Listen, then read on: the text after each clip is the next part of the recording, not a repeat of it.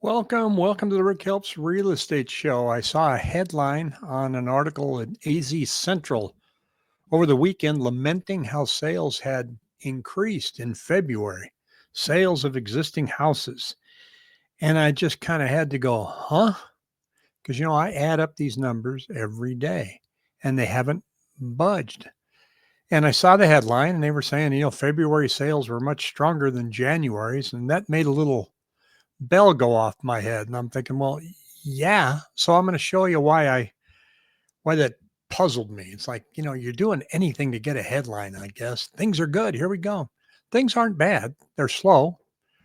We're not falling off a cliff. There's certain areas that are doing very well and some areas that are struggling. And we'll go through some of that here. But here's the chart. This is what I want to illustrate. Now, this is a busy chart. So I'm going to try and make it a little bit bigger here for you. Not that way, this way.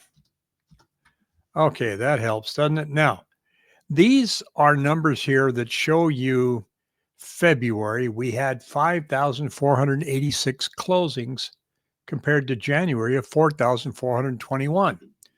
Okay, so that's a pretty big jump, isn't it? So you're looking at that as a headline, you're going, look at that. We sold 1,000 more homes in February than we did in January. Here we go. We are getting ready to load up and have a powerful spring.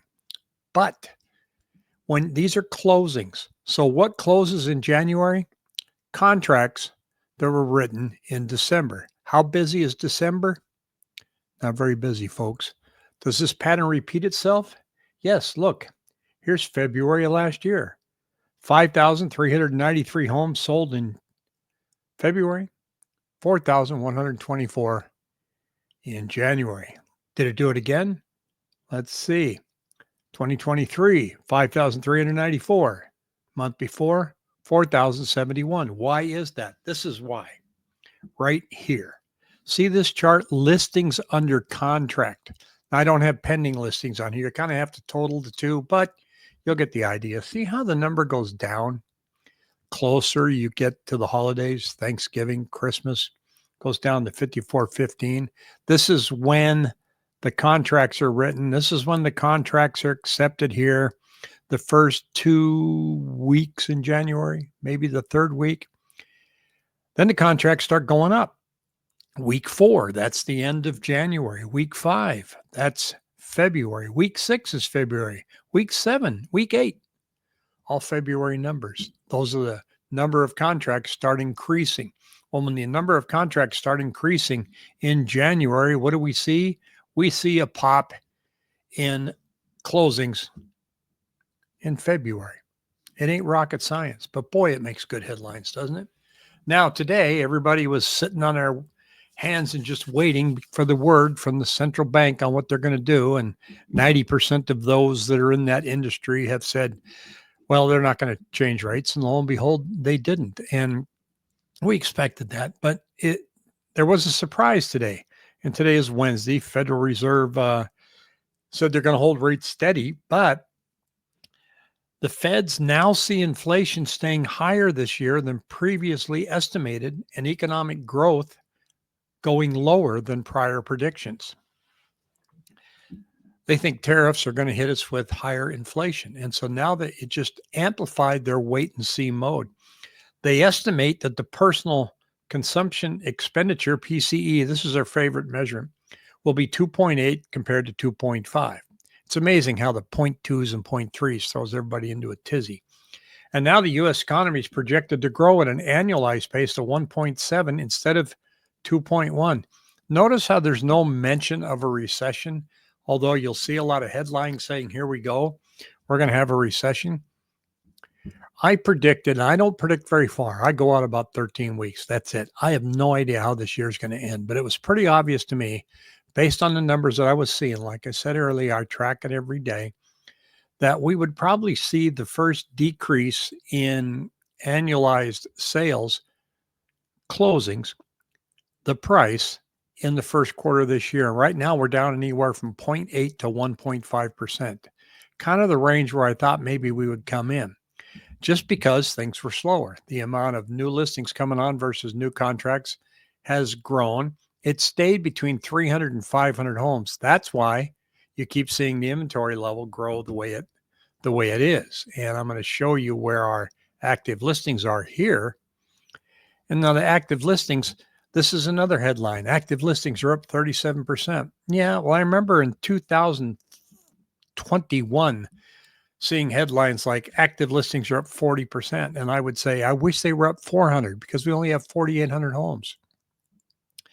Large percentage of a small number is what? It's still a small number. This has climbed, and we are at 24,764. I have predicted that within 2 weeks, we will hit the magic 26,000 number. Nothing magical about it. Normal's considered about 27,000. But it's interesting what's going on in people's psyche right now. We do have a lot more inventory. Sales are not following it. They're still stuck between 2,800 and 3,000 over a 7-day period. So we have this gap between 300 and 500 homes. But in your neighborhood, you're seeing a lot of for sale signs going up where there weren't any before. So up here, we're like, holy cow, listings are exploding. When in reality, they're just about normal right now. I know one neighborhood, Sun Lakes, Arizona, where I was told there was a book club. And the people of the book club were told by this realtor that was there, it was a very prominent realtor in that area. She goes, we have a record amount of listings right now here in Sun Lake. So I was asked about that. And I said, you only have 163. Normal's 175. And the record's 323. But because it's so much higher than last year, it's really quick to say, we have a record amount. I mean, this is really getting crazy. It's not. And so I guess my whole point of this video is when you see the headline, take a breath, go back and look and see what's really going on. Here's the average list price. Now, this is getting encouraging for you as buyers. It's not doom and gloom for you as sellers, because what I've been pointing out here is that the asking price has far outpaced the actual sales price. In other words, sellers still of the mentality saying, well, I heard from my realtor, I heard from my neighbor that my neighbor got this. I'm going to price slightly higher from that because the market's still pretty good. When in fact, the market is soft.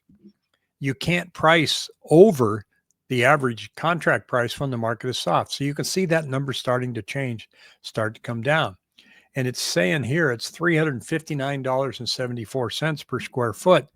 What it doesn't show you in this is the amount of concessions that you're getting from sellers. So sellers were attempting to ask way more so they could give more back. And the average that they were giving was about $10,000 in closing cost assistance or mortgage rate buydowns, particularly in areas where you're competing against builders. So, because here's the average monthly price per sales foot, how much they've sold for, price per square foot, not sales foot, $313.29. The average asking price right now, $359. We're still above that number. Now, we can be above that number if they're giving a lot back, which they are, but the disconnect is starting to close ever so slowly. And I think it's going to stay that way for the foreseeable future as the two start to normalize and match. The average number of cumulated days on the market, same thing here. And again, I'm going to make this a little bit bigger for us because you're sitting here and seeing that we're 78 days. We had 80 days in January last year, February, 81 days. So homes are staying on the market just a little bit less than they were in 2023. Now in 2024, if you look at November, let's see, this is, I can't find it, way back here, February, 67 days today, 78 days. So it's taking about 11 days longer to sell a home, where 2021, you could sell your home in 15 minutes if you wanted to. The number of days on the market always tend to go up in January because those homes were listed in November and things slow to a crawl over the holidays. And when that happens, days on market tend to accumulate. That does not mean that you shouldn't list over the holidays. I did get an email this morning asking about listing over Memorial Day. And my answer is always the same. It's like list on a Thursday or a Friday morning. And don't put up a coming soon listing with one photo because these photos get syndicated. The listing gets syndicated on Zillow, Redfin, Realtor.com, and you have to make a really good first impression. Some people go out and they take a cell phone picture of the front of their house and they go, coming soon. Well, it's not a great picture. And that's the first impression. They usually don't come back and look at it. Coming soons can be okay depending on the circumstance. Hey, this is going to be listed in a couple weeks. Create some chatter, get some people giving you a call, and they will, and that can work. But I wouldn't be afraid to post a coming soon with really, really good professional photographs. Now, if you're not going to do the coming soon, then I would go live on Thursday or at the latest Friday morning, because most buyers are meeting with their agents saying, here's what I'd like to see over the weekend.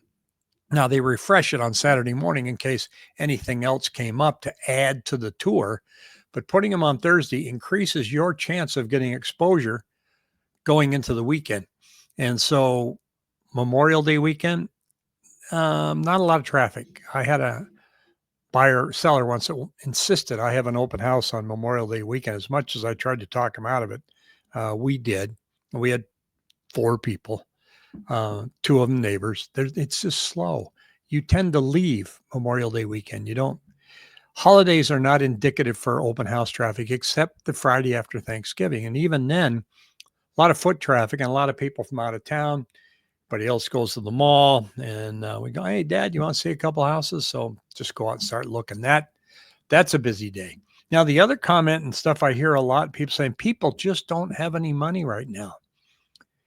And in certain ages and certain states, that's true. But look at this. Ferrari car buyers are getting younger.